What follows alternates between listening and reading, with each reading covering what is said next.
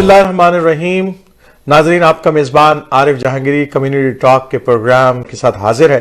नाजरीन, आज के इस प्रोग्राम के अंदर आपको जैसे कि मालूम है कि हम महीने में जो है वो एक प्रोग्राम जो है मुस्लिम डाइवर्सिटी के हवाले से करते हैं। तो आज का प्रोग्राम जो है वो मुस्लिम डाइवर्सिटी के हवाले से हमने यहाँ पर किया और हमने एक बहुत ही ज़बरदस्त मेहमान को अपने यहाँ मदऊ किया। वो आज आ नहीं सके, कुछ उनकी तबीयत नासाज थी, तो हमने उनको टेलीफोन के ऊपर लिया है और आप यकीनन उनसे मिलेंगे और उनकी अच्छी अच्छी बातें सुनेंगे और हम कोशिश करेंगे कि उनसे जो है वो ज़्यादा से ज़्यादा आप तक मालूमात पहुँचाएँ। तो आइए मैं आपका तारुफ जो है वो अपने मेहमान जनाब Scott Wilson, brother Scot Wilson live in Milton and he's a reverted Muslim, mashallah, and self-employed. Am I right, brother Scot Wilson? No, I know. Truck driver, brother. Truck driver? Okay, you are a truck driver and alhamdulillah reverted Muslim. And how long you will reverted? In which son? I converted in 2005.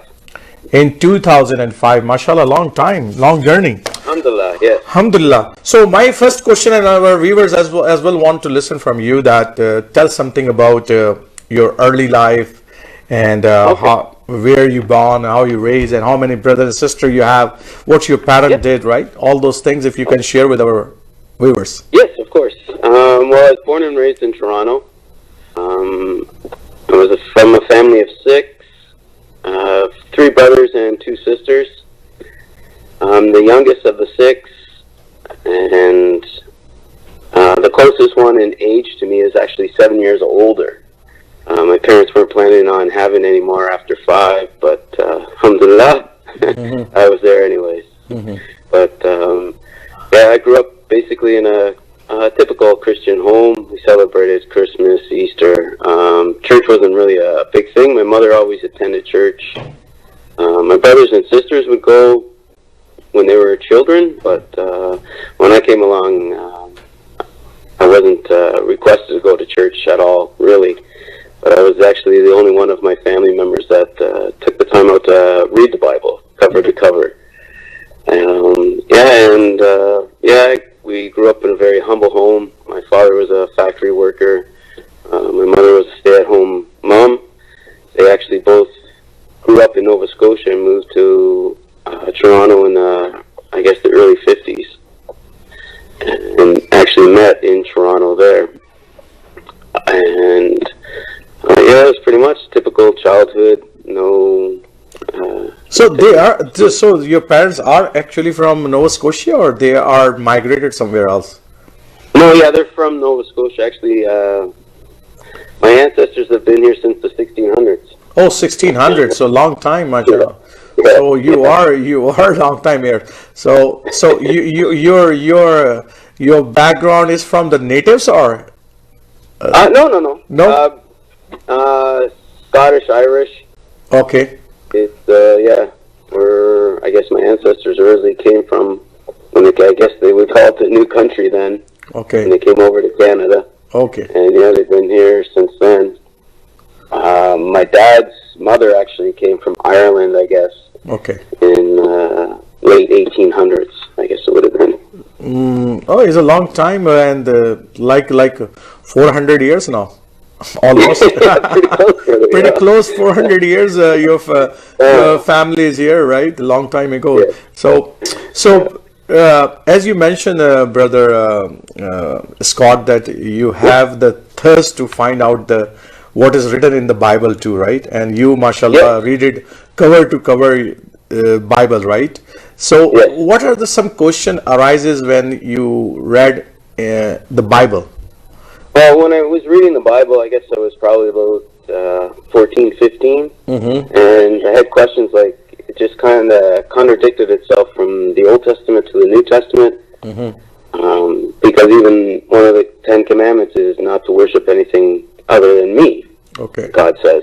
But then in the New Testament, they're saying that Jesus is saying, no, worship me, which to me contradicts, the first commandment. Okay. And I had different questions that I found that my mother's preacher couldn't really answer. I even remember reading where Jesus states that he goes into the belly of the earth, just as prophet Jonah went into the belly of the fish. Mm-hmm. And I remember asking my mom to ask the preacher this, and he basically told her, no, that's probably just something that's been made up and added in. Okay. Which again didn't make any sense to me. So I basically went through, I had studied different religions because I took a class in grade 12 about world history. Mm-hmm. And for our final paper, we had to discuss why, we had to make an essay on effects, or things that affect humans. Mm-hmm. So I did mine on religion, and I had studied, I went and got references from different religions from my school library, but we didn't have anything really on Islam there. Okay. So I didn't even really hear about Islam. I went into the library and looked up different religions and took the books out, and there was no book of Islam. Mm-hmm.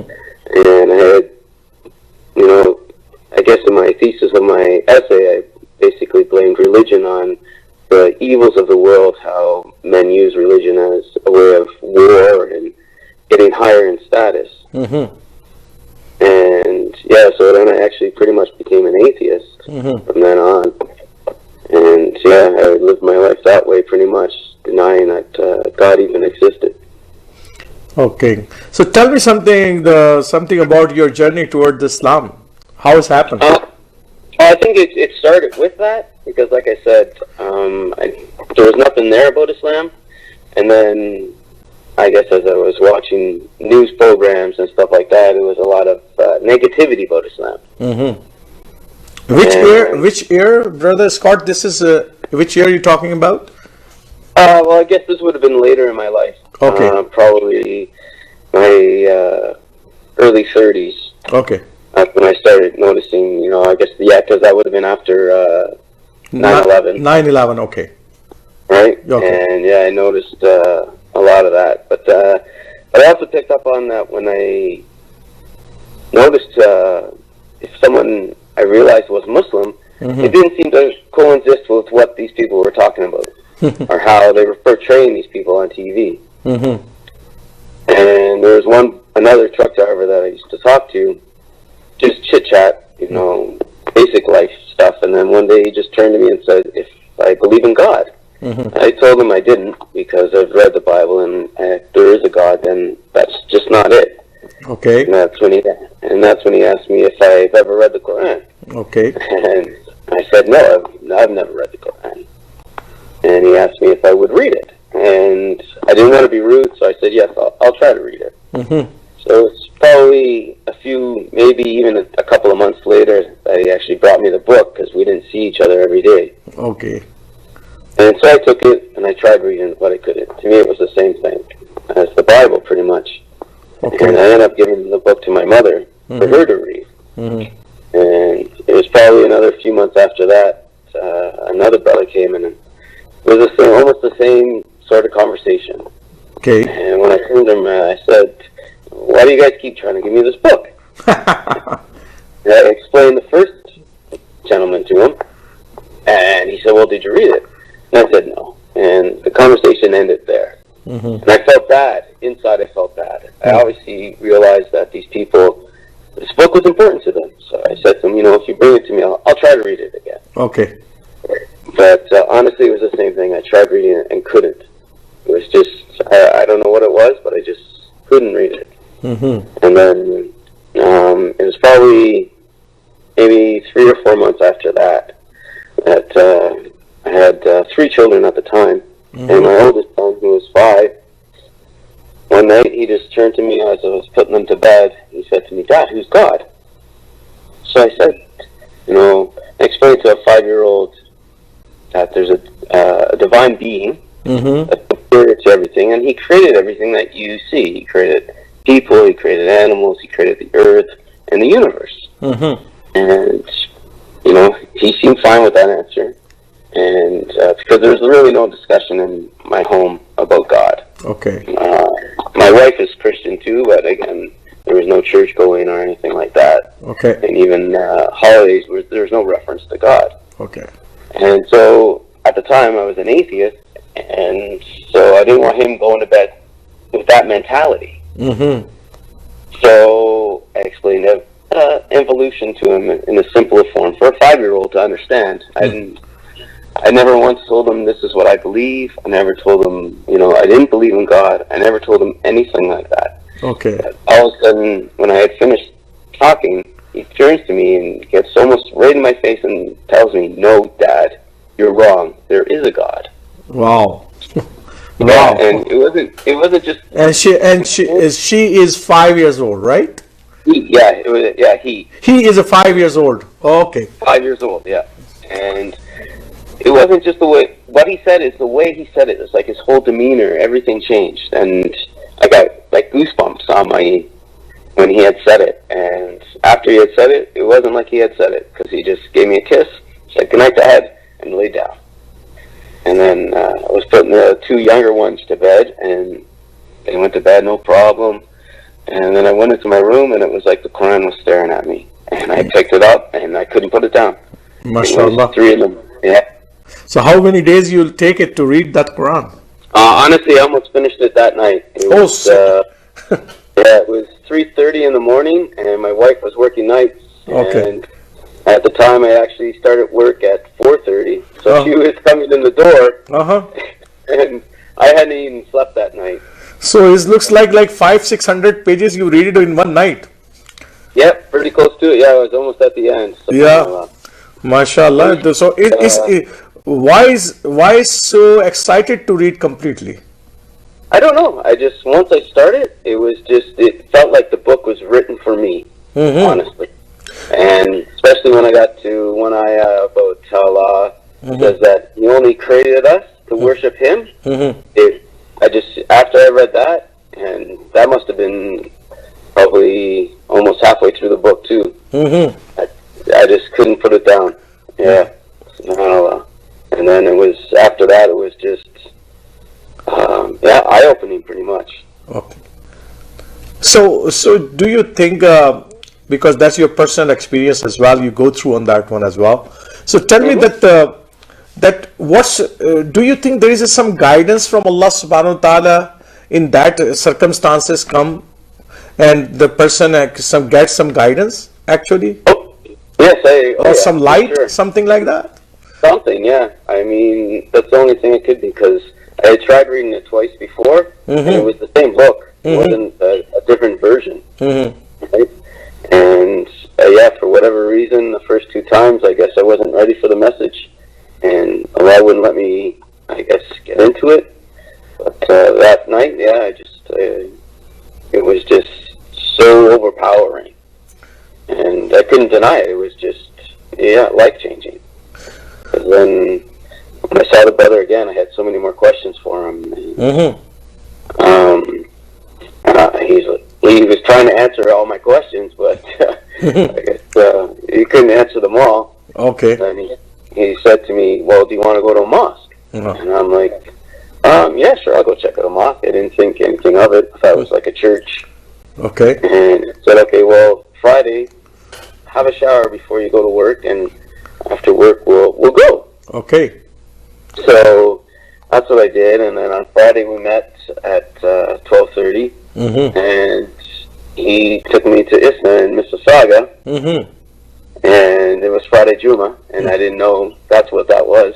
Okay. And I remember when we pulled into the parking lot, and I was thinking to myself, "There's a lot of people here Friday."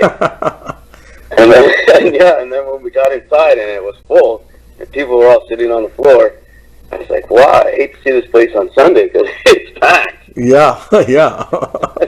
But not knowing Sunday is no big deal, right? Okay.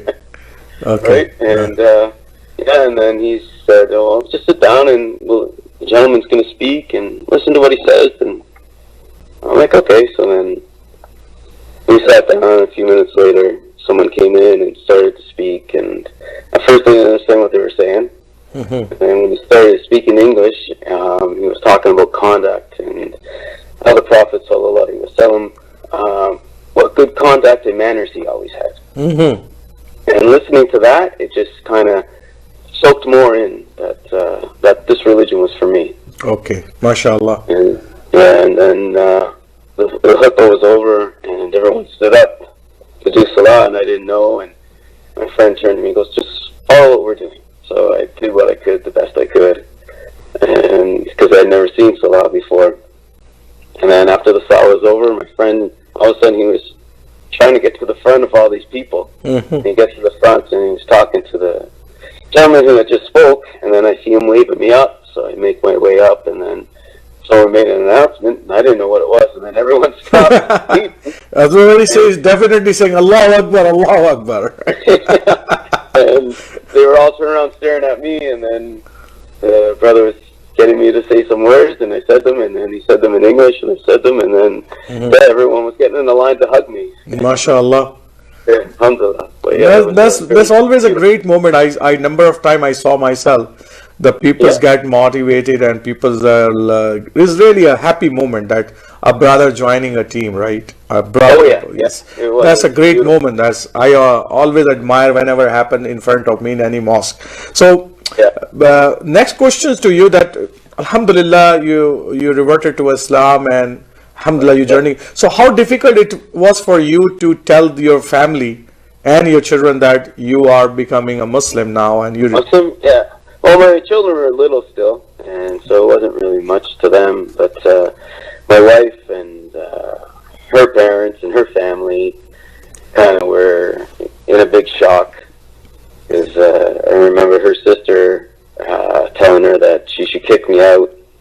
And my family, I mean, I guess it was always kind of different for them, so it wasn't much of a big deal to them. My mother actually liked it. She thought it was good.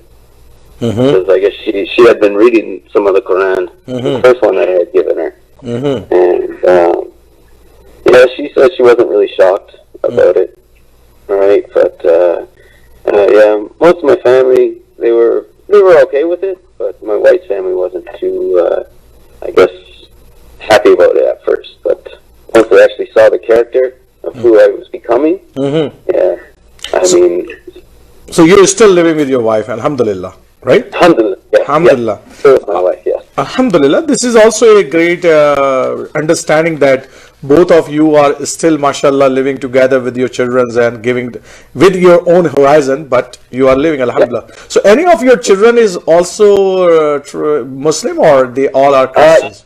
No, my two sons are. They practice, they fast, they do salah, they do the things mashallah that Allah has required of us. The girls, sometimes yes, sometimes no. They're up and down. MashaAllah, but inshallah one day we all have to pray and we all have to help them as well. Inshallah, ta'ala, you are doing the great job. And so one last question before I ask you for the message. One last question is that since 9/11, right, there is a lot of disinformation and confusion spreading about Islam on the media as well as everywhere, right? As you mentioned earlier in your talk as well. So how you approach on those type of issues with the other people? Well, generally when people are direct and ask me that kind of question, I try to explain to them, you know, this isn't what Islam teaches us. I mean, I know what you see, and it's hard to get over what you see not to be the truth. But if you actually find out about Islam and you read about Islam, especially the early followers, you'll find that it's the total opposite of what you're thinking. And sometimes this works, sometimes this doesn't. You know, I also try to tell them, well, you know, if you know me, then you know the character that I have. And, that's right. Right? Yeah, I mean, I find it's hard to get people off of that, I guess, mentality. Because it's almost like the TV's programmed to make them think this way. That's right. Yeah, it's not easy because the continuous bombardment about the confusions and the disinformation as well, and its velocity is very high as well. It's not easy. It's not easy for the common people like you and me to reply on those things, but we definitely we all try on our best to reply on those questions, right? So before we say goodbye to you and our viewers as well, do you have any last message for my viewers today? Yeah, I would like to say I may not be a person of a lot of wealth or even a lot of knowledge, but I think our manners and our character will reflect Islam, and if we can show the world what that is, I think we can change a lot of minds and a lot of hearts of the non-believers. MashaAllah, very good message actually, because the moral values are the one which definitely rule the world, and the Yes. society will benefit with the moral values. And Yes. I want to thank you, brother Scott, that you take out the time. I know that you are not very well today. You are sick a little bit, but still you give me the time. I really appreciate for that one. And inshallah ta'ala, Thank you. some other day we will call you in our studio as well. And inshallah ta'ala, our viewers can see you on the studio as well. Thank you very much for today. Jazakumullah Thank khair. you. सो नाज़रीन, आपको आज के इस मुस्लिम diversity के इस programme को पसंद किया होगा। ब्रदर स्कॉट ने अपनी ज़िंदगी के हवाले से बहुत सारी बातें हमसे शेयर की हैं। अल्हम्दुलिल्लाह उनकी ज़िंदगी और उनके दो बच्चे जो हैं वो इस रास्ते पर चल रहे हैं, और वो समझते हैं कि वो बहुत मालदार नहीं है, बहुत पैसा नहीं है उनके पास, लेकिन वो समझते हैं कि इस्लाम ने उनको एक बेहतरीन किरदार दिया है और एक बेहतरीन करैक्टर दिया है, जिसकी बुनियाद के ऊपर जो है वो अच्छी ज़िंदगी इस माशरे में गुजार रहे हैं। तो इंशाअल्लाह ताला आरिफ जहांगीरी जो है वो फिर किसी नए सब्जेक्ट और नए मौजू के साथ अगले हफ्ते फिर हाजिर होंगे। कम्युनिटी टॉक से आरिफ जहांगीरी इजाज़त दीजिए। अस्सलाम वालेकुम वरहमतुल्लाहि वबरकातुहू।